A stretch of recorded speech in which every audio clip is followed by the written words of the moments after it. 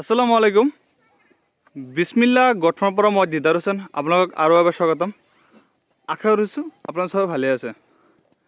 আজি মই আপোনালোকৰ আগত এটা নতুন ভিডিঅ' লৈ একবাৰে আহিলোঁ।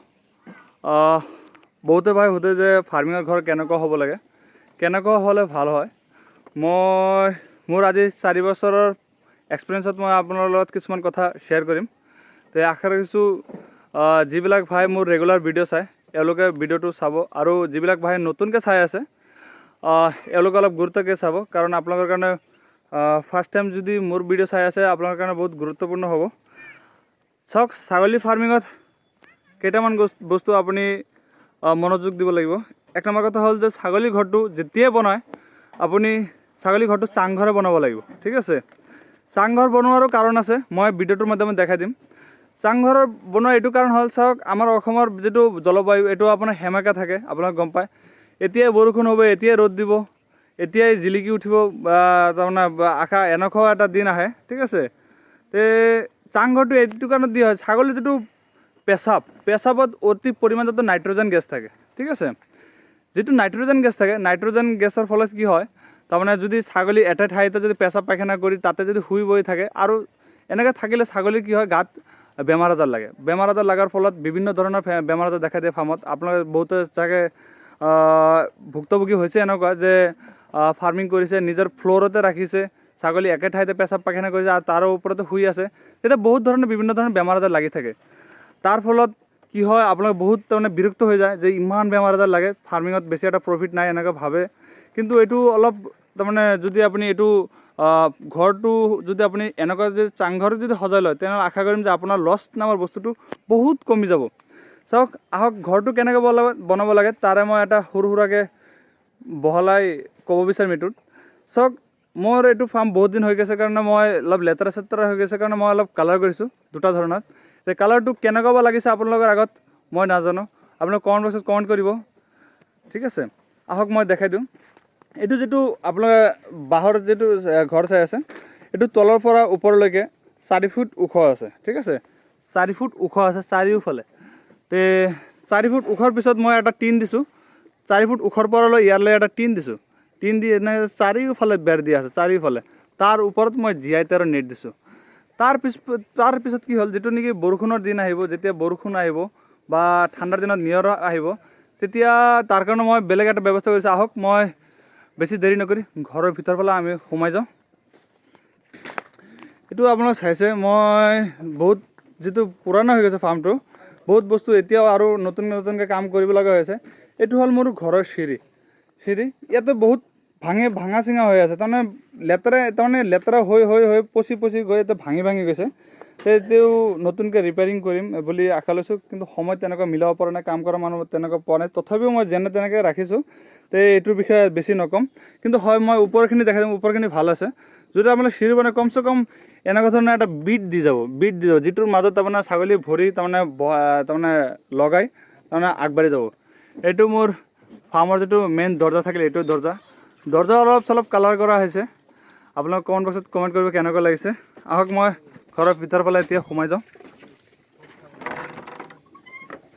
এইবিলাক চাইছে, এইবিলাক চব মোৰ ফাৰ্মৰে বিটেল ছাগলী হয়। আপোনালোক চাব পাৰি, ইয়াত বহুত ধুনীয়া ভাল কোৱালিটিৰ বিটেল আছে।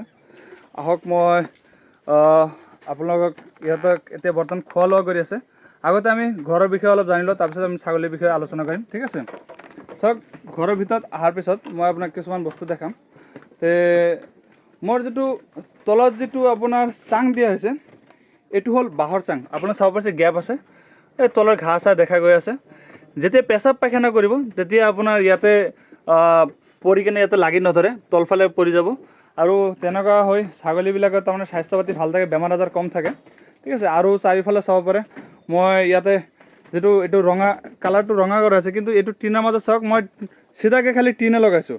টিন লগোৱাৰ পিছত 3টা মই বাঁহো দিছোঁ। ইয়াতে এটা বাঁহ দিছোঁ, আপোনালোকে চাব পাৰে। ইয়াতে এটা বাঁহ, এইটো এটা বাঁহ আছে, এইটো এটা বাঁহ আছে, এইটো তলত এটা আছে। তাৰমানে বাঁহ দি টিনটো তাৰমানে এনেকৈ ৰাখিছোঁ, তাৰমানে ছাগলী গাত যাতে একো নাবাজে।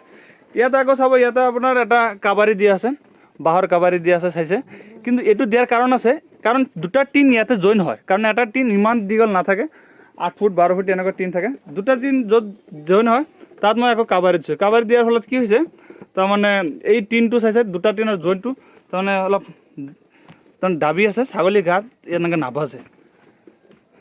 তে আপোনালোকে চাই আছে মোৰ বৰ্তমান ফাৰ্মত এইবিলাক গোটেইকেইটা অৰিজিনেল পিয়'ৰ কোৱালিটিৰ বিটেল আছে। আপোনাৰ গোটেইকেইটা ধুনীয়া ধুনীয়া কালাৰত আছে। এইটো ব্লেক এণ্ড হোৱাইট হয়। ব্লেক এণ্ড হোৱাইটত এইটো এটা বিটেল আছে। ইয়াতো এটা ফিমেল এটা আছে, এইটো ব্লেক এণ্ড হোৱাইটে হয়। চাইছে বহুত ধুনীয়া কালাৰ আছে, অলপ লেতেৰা চেতেৰা হৈ আছে, তাৰমানে লাহে লাহে চব পৰিষ্কাৰ হৈ যাব। ইয়াতে এটা মেল এটা আছে, বহুত ধুনীয়া কালাৰ, মই দেখাই দিব বিচাৰিম ভিডিঅ'টোৰ মাধ্যমত। এইটো চাইছে, এইটো এটা মেল আছে, তাৰ লগত আৰু এটা ফিমেল আছে।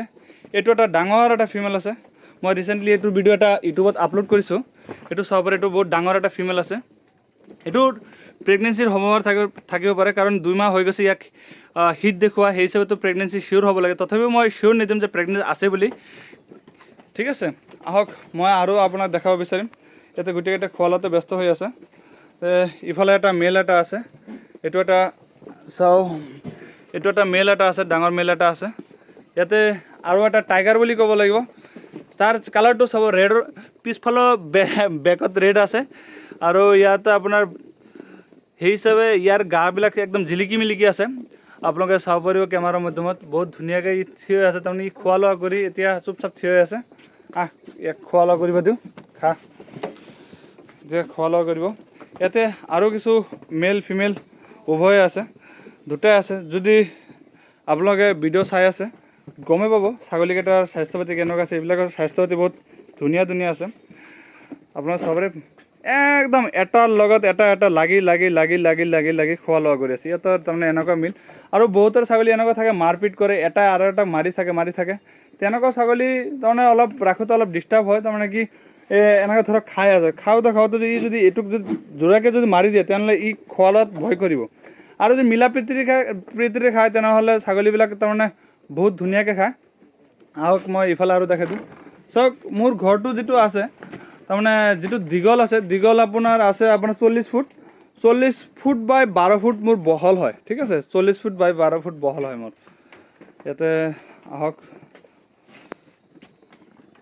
চাইছে আপোনালোকে ছাগলীবিলাক বহুত ধুনীয়াকৈ খোৱা আছে। মোৰ আজি অলপ দেৰি হৈ গ'ল ভিডিঅ'টো বনাওঁতে, কাৰণ এতিয়া সন্ধিয়া হৈ গ'ল। মই এতিয়া বেছি আৰু ভিডিঅ' দীঘল নকৰি অলপ নমাজ পঢ়িব যাব লাগিব।